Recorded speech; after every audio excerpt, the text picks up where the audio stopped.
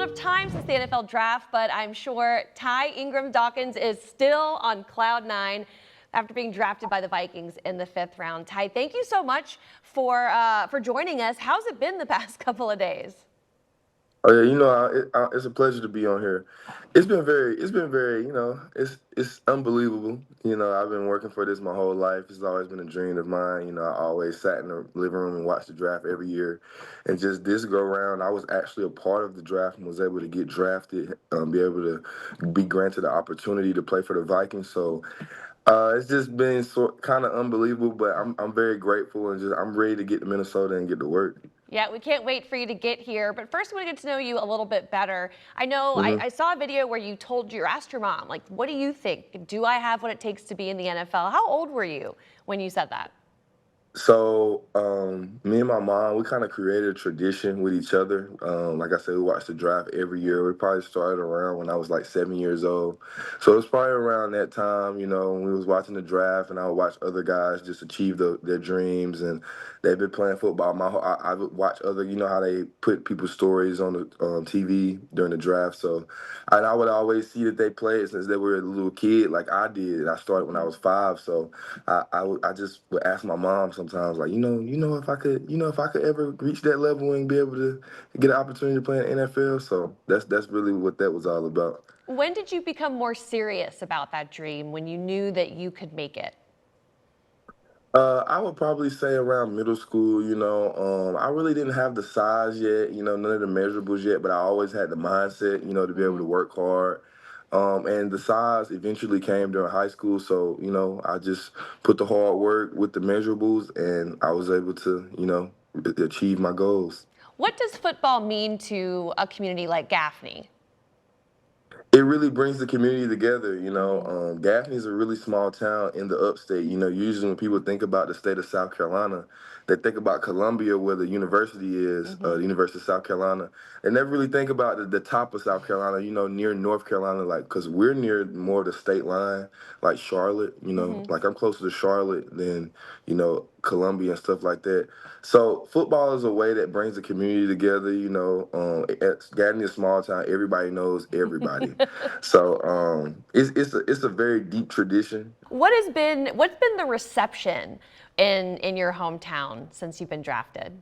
Everybody was very elated because it's not really normal where I come from. We don't have a lot of draft picks. We don't have a lot of guys that really made it all the way to the NFL. We had a Hmm. lot of guys go to college, but we've had a small amount of guys who Yeah. actually went to that next level to the NFL. So everybody was very excited because it hasn't been done a lot.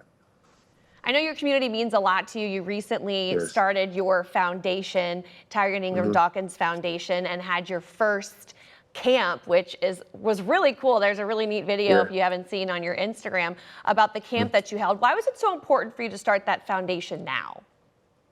It was very important for me because I feel like my platform is at a place where I could motivate the youth in my hometown.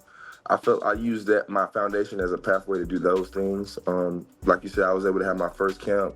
That was really the kickstart of my foundation. Hmm. So like I'm just using my foundation to really just show the youth that I'm giving back. I achieved my dreams and I want to show them that you guys can do the same thing and go do what I did. You are a back-to-back national champion with the University of Georgia, so you know what it takes to make it all the way. What, in your opinion, what does it take to become a champion? I think when people see how we actually won those championships, they just look at all the talent that was on the field.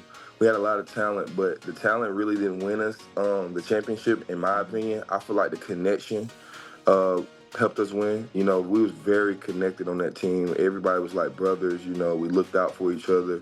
We always made sure everyone's mental was all right. It's just the little things like that behind the scenes with the connection and the brotherhood of the team. Hmm. I feel like that made us even stronger on the field and made us thrive and helped us win those 2 back-to-back national championships.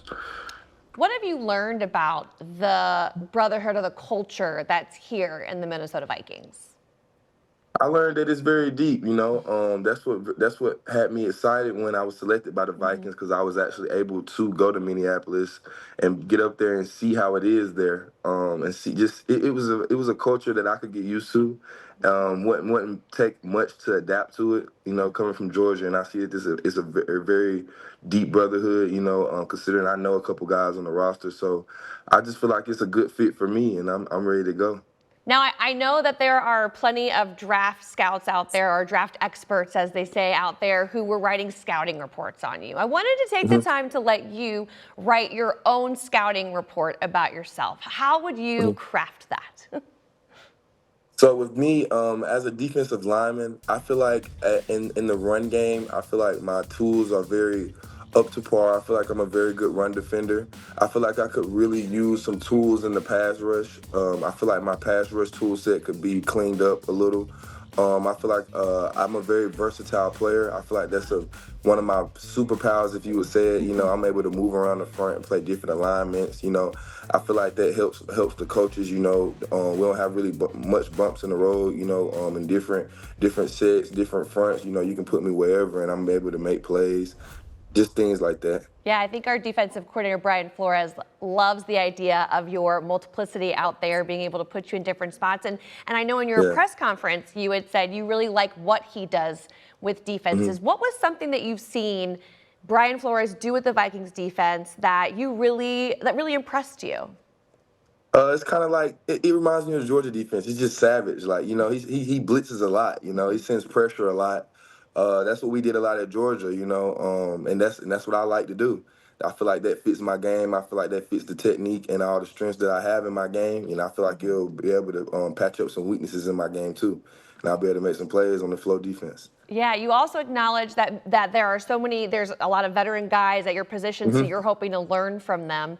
Yes. How do you approach that? I know you did that at Georgia, so how do you approach that in order to stay fresh, even though you're maybe not getting the max reps that you start getting as a starter?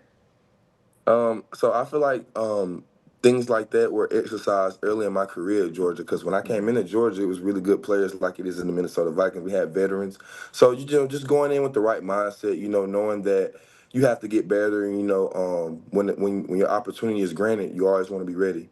So I feel like I'm very prepared for the situation I'm going into, and I'm ready to thrive while doing it. How difficult is that at times, though? Because you just want to get out there. I feel like it's not very difficult when you Okay. have a certain mindset. When you just, you're behind the scenes and you're working and you're waiting on your opportunity.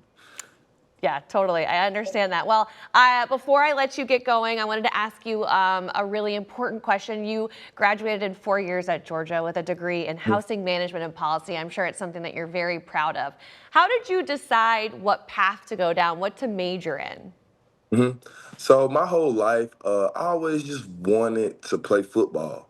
But when I got into high school, I always wanted something to do outside of football. I knew I wanted football to be my main career, but I always wanted a side gig and stuff, just other things that I was good at. I was always good at video games and stuff like that, but I felt like I couldn't really take it to another level like I wanted to. So my uncle was actually, I'm from a small neighborhood where everyone knows everyone. My uncle actually owns a couple houses, and I just during COVID I would help him go over and work on his houses, stuff like that. And it just clicked in my mind one day that I wanted to work like with real estate and stuff like that. Nice. So I actually graduated in the COVID class in high school. So I was able to put those ideas together and come up with find a major at Georgia that would fit me for that field. Mm-hmm. And I was able to find a housing management and policy major. I felt Wow. like that was the best fit for me in the future that I wanted to do in real estate and housing and stuff like that. So that's how that came about for me to pursue that field. Ty, you are wise beyond your years. Thank you so much for your time today. We look forward to getting you here for rookie minicamp. Thank you so much for having me.